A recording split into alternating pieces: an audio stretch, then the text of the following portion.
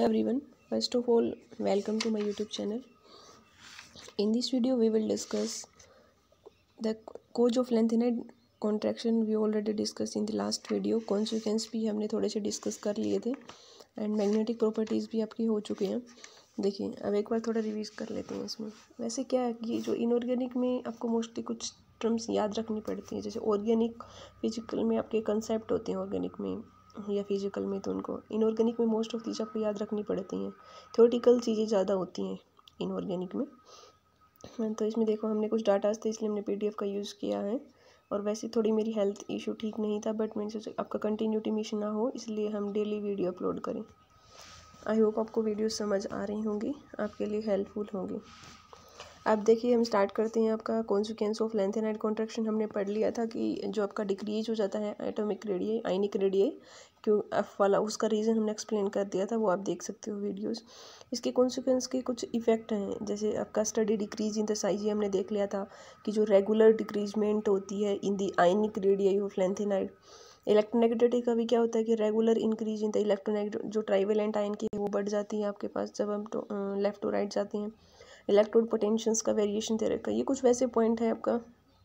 ये देख ले, रिजेम्बलेंस सेकंड और थर्ड ट्रांजिशन सीरीज, जैसे टिटेनियम जिरकोनियम से, वेनेडियम का नोबिडियम से, हैफनियम टेंटेलम, मतलब ये पेयर हैं कुछ.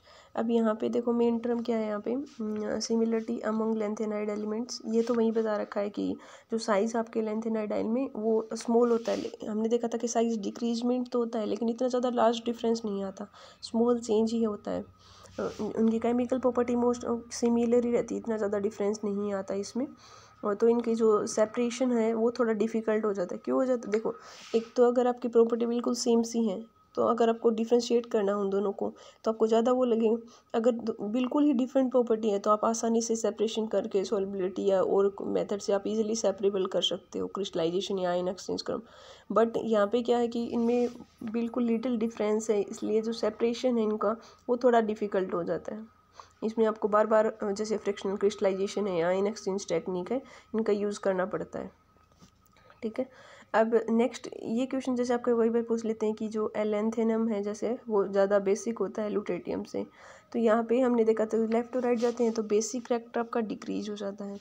क्यों? इसमें देखो, लेंथेनाइड कॉन्ट्रैक्शन का ही रीज़न लगता है. लेंथेनाइड कॉन्ट्रैक्शन में क्या होता है, जो साइज़ होती है आपकी लेंथेनाइड की, वो क्या हो जाती है, घट जाती है, मतलब डिक्रीज हो रही है. एटॉमिक नंबर तो इंक्रीज हो रहा है ना, लेफ्ट से राइट जा रही है, बट जो लेंथेनाइड आयन है वो हमने देखा कि वो डिक्रीज हो रही है. तो वहाँ पे साइज़ का डिक्रीजमेंट होने के कारण जो कोवेलेंट करेक्टर है ना वो बढ़ेगा. अगर साइज़ कम होगा तो कोवेलेंट करेक्टर जो लेंथ है ना, वो जो हाइड्रोक्साइड है वो इंक्रीज हो रहा है.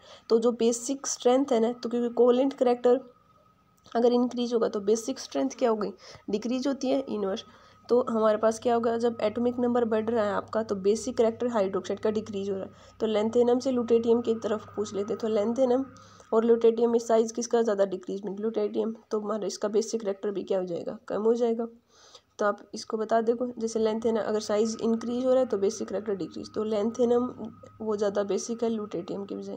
तो बेसिसिटी का डिफरेंस आप बोल सकते हो, जैसे increasing tendency to get hydrolyse, कि जो डिक्रीज इन द जो बेसिक करेक्टर का डिक्रीजमेंट हो रहा है, जो डिग्री ऑफ हाइड्रोलाइसिस की वैल्यू जैसे लेंथेनम से लुटेटियम में जा रही है तो वो लेस होती है. थर्मल डिकम्पोजिशंस, बस एक सिंपल लेंथेनाइड कॉन्ट्रैक्शन, थोड़ा सा रीज़न इसको एक्सप्लेन करना है.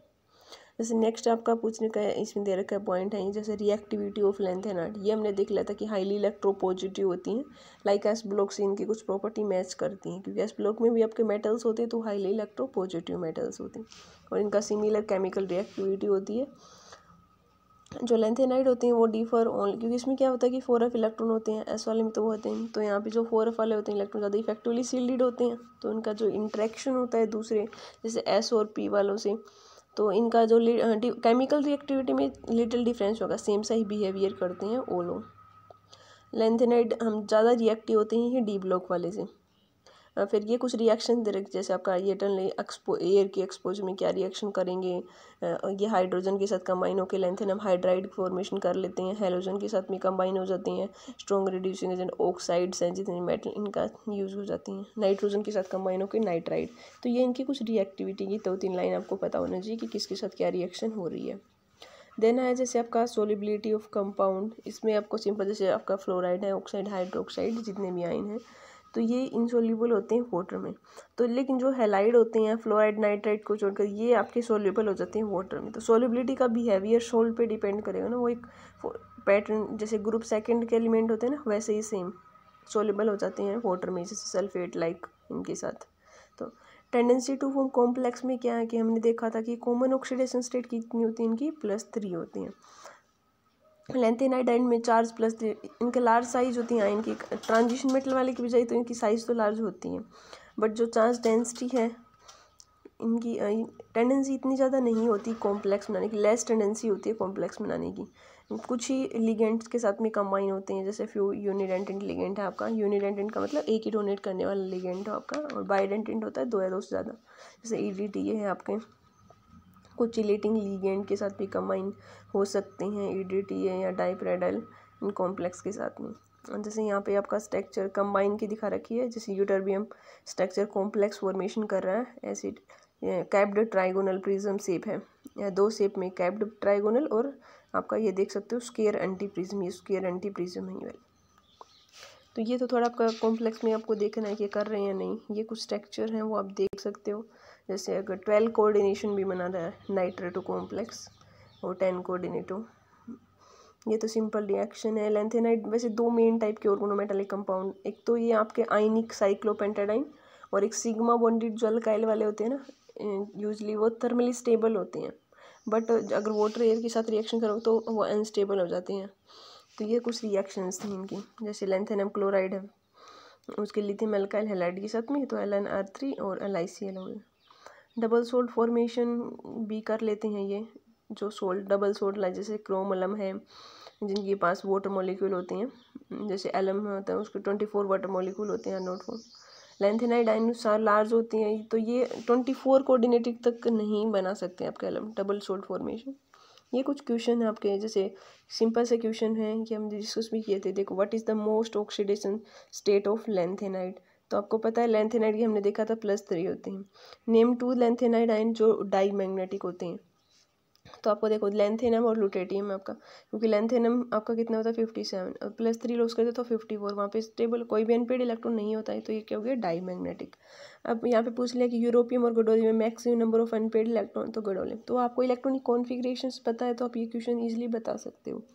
अब arrange the following ion in decreasing ionic radii, तो आयनिक रेडियई के रूप में हमने डिक्रीज कर सकते हो, क्योंकि आयनिक रेडियई क्या होगा, लेफ्ट टू राइट जा रहे हो तो वो डिक्रीज होगी, तो आपको एटॉमिक नंबर पता होना चाहिए, तो आप अरेंज कर सकते हो इसको। नेक्स्ट क्वेश्चन क्या है, name the most stable lanthanide. Nitride lanthanum का होता है। और फिर विच ऑफ द, देखो यही क्वेश्चन जो हम डिस्कस कर रहे थे, लैंथेनम और ल्यूटेटियम दे दिया, पूछ लिया कि बेसिक सबसे ज़्यादा कौन है, तो लैंथेनम वाला है, क्योंकि ल्यूटेटियम वाला बेसिक करेक्टर लेफ्ट से राइट क्या होता है डिक्रीज हो रहा है, तो क्वेश्चन बता सकते हो। Name 3 try positive lanthanide ion जो कलरलेस होते हैं, ये बता दिया लैंथेनम। तो क्वेश्चन आप पढ़ सकते हो, ईजी है। अब आगे है आपका ओक्यूरेंस ऑफ लैंथेनाइड कि ये कहाँ पे मिलते हैं हमें। ओक्यूरेंस का मतलब है कहाँ से हम एक्सट्रैक्ट करते हैं इनको। तो लैंथेनाइड को वैसे रेयर एलिमेंट होते हैं, इतनी ज़्यादा नहीं पाए जाते ये। जो प्रोमीथियम होता है ना, वो नेचर में मिल जाता है आपका, मतलब प्रोमीथियम नहीं मिलता और सारे नेचर में मिल जाते हैं। प्रोमीथियम को हमें लैब में प्रिपेयर करना पड़ता है। तो जितने भी लैंथेनाइड होते हैं एक्सेप्ट प्रोमीथियम आकर होते हैं नेचुरली। कुछ इनमें से जैसे सीरियम है, लैंथेनम है, ये तो कॉमन ही मिल जाते हैं आपको लार्ज क्वान्टिटीज़ में। और सीरियम तो आपका 26th मोस्ट एबुडेंट एलिमेंट है। जैसे ये ओकरेंस हम पढ़ते हैं ना, जैसे थर्ड ऑक्सीजन कौन सा है, एल्यूमिनियम, वैसे। तो ये जो सीरियम होता है वो आपका 26th मोस्ट एबुडेंट एलिमेंट होता है। तो ये आपके एक्सट्रैक्ट के दिखा रखे हैं कहाँ से हम एक्सट्रैक्ट करते हैं, जैसे मिनरल और नहीं होते, 2 टर्म होती हैं आपका। मिनरल जो हमारे अर्थ क्रस्ट से निकालते हैं, और क्या होती है उसकी प्योर फॉर्म होती है, जैसे मोनेजाइट और है, जैसे एल्यूमिनियम का बॉक्साइट होता है। और मोनेजाइट एक most abundant most wide spread mineral होता है इसका, लैंथेनाइड का। तो ये आप देख सकते हो कि मोनेजाइट है, बेस्टनेसाइट है, सेराइट है, इनके कुछ मिनरल हैं जहाँ से हम इनको एक्सट्रैक्ट करते हैं अर्थ क्रस्ट से। फिर आपका आता है कि आइसोलेशन ऑफ लैंथेनाइड। ये हमने देखा था कि इनकी जो केमिकल प्रॉपर्टीज़ हैं, जो भी फिजिकल लाइक वो सेम सी हैं, मतलब इतना ज़्यादा लार्ज डिफरेंस नहीं है आपका। तो इसमें जो आइसोलेशन करने के लिए हमें ज़्यादा उसकी जो आयन एक्सचेंज मेथड है या कोई क्रिस्टलोग्राफी जो हम टेक्निक यूज़ करते हैं फ्रैक्शनल क्रिस्टलाइजेशन लाइक दैट, तो इनका यूज़ करना पड़ता है आपको सेपरेट करने के लिए। इनकी प्रॉपर्टीज़ के बेस पे आप देख के नहीं बता सकते। तो जैसे कुछ टेक्निक्स हैं वो हम देखेंगे। आइसोलेशन जो भी टेक्निक आप देख सकते हो यहाँ पे, जैसे एक तो आपका जो क्रिस्टलाइजेशन होता है प्रोसेस, उसमें हम कर सकते हैं इनका सेपरेशन। एक आयन एक्सचेंज मेथड होता है, एक बाय कॉम्प्लेक्स फॉर्मेशन से भी कर सकते हो। आयन एक्सचेंज इम्पोर्टेंट मेथड है, ये आप देख लेना। इसमें क्या है कि मोस्ट एफिशिएंट मेथड होता है। इसमें जो मेटल है ना, कोई भी लेंथेनाइड है, वो अपनी हाइड्राइड रेजिन के साथ कंबाइन होकर मेटल रेजिन बना लेती है। बाद में ये जो कॉलम होता है उसमें आप लेंथेनाइड की जो रेजिन उसको फिक्स कर देते हैं, बाद में उसको इल्यूट्रेट करना पड़ता है। ठीक है, तो ये आप पढ़ लेना, इसमें कुछ प्रॉब्लम आए तो आप पूछ सकते हो। बाय कॉम्प्लेक्स फॉर्मेशन, फिर नेक्स्ट इनकी जैसे प्रोडक्शन कहाँ से कर सकते हैं हम, कि electrolysis fused chloride, electrolysis of sodium oxide, reduction of anhydrous chloride with sodium. ठीक है, देखिए इसमें जो आपके आइसोलेशन ऑफ लेंथेनाइड है ना, तो यहाँ पे इसमें एक पेज मिसिंग हो रखा है। डायरेक्ट 6th मेथड एक्सप्लेन कर रखा है, 6th और 7th। इससे पहले आपके 3 to 4 मेथड और हैं, तो वो आप अपना देख लेना। ठीक है, अगर आपको नहीं मिलती तो आप कमेंट कर देना, मैं